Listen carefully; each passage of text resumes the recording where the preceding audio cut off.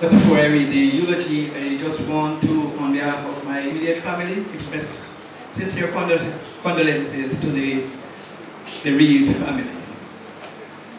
And to let those of you who don't know that you had two of the kindest parents that ever lived.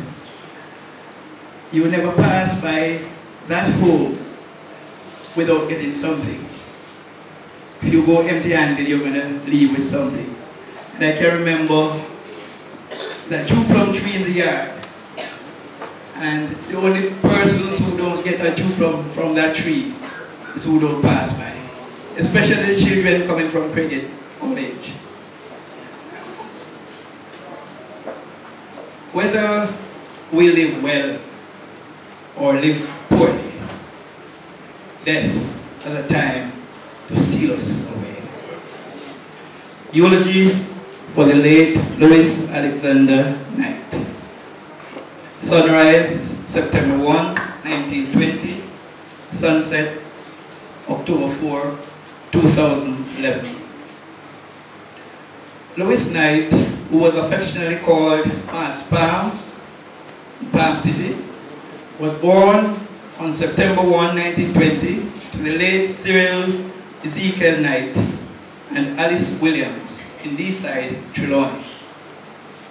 He was the eldest of 7 siblings, 4 girls and 3 boys. His sisters, Catherine, Joyce, Pamela, and his brothers, Shandy and Alfie, predeceased him, leaving Beryl and Winston as survivors. Palm attended the Deeside Elementary School. At a tender age, he migrated to Kingston to live with his father.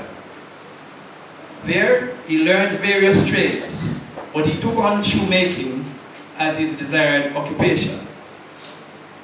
While accomplishing his dreams, he was noted for his production of suede upper shoes.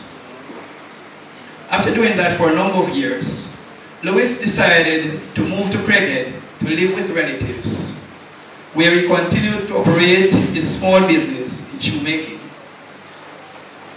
In 1951, Palm met and fell in love with Iselin, affectionately called Aunt Lil, now deceased. A relationship developed, and because they realized that they were compatible, in 1958, they decided that they should get married. This marriage produced a blended family. Their children are Joyce, Lansford, John, Janet, Morgan, and Bevan, all deceased. And I'm going to ask the surviving ones to stand as I call their names. Daphne was not here. Basco, please stand as I call your name. Junior, Horace, Jean, Precious,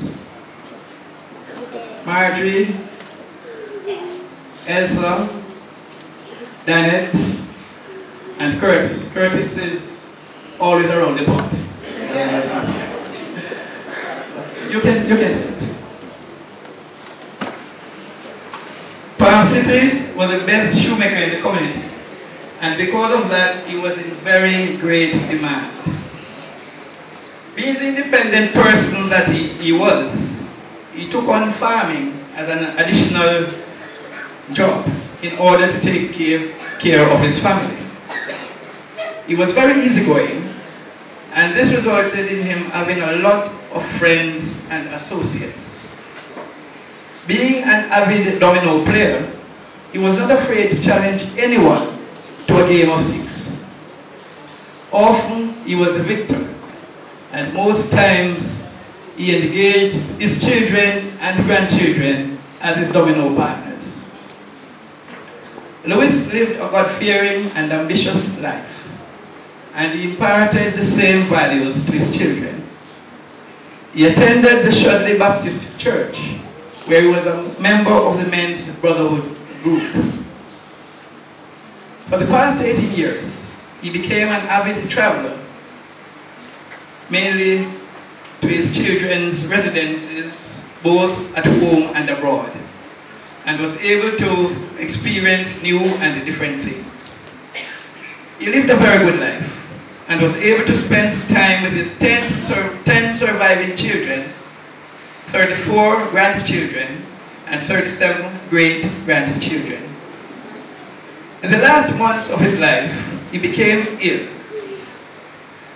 And I want here to commend his children for the able way in which they took care of him. You know, they say once a man, twice a child.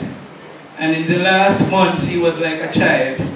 I want to especially single out Danette and Elsa, who had the hands-on care of him during his last days. They took very good care of him. On Tuesday, October 4, 2011, the Lord saw it fit to take him into his care and away from the precious life. He will be sadly missed by his family, relatives, and friends. May his soul rest in peace and perpetual light shine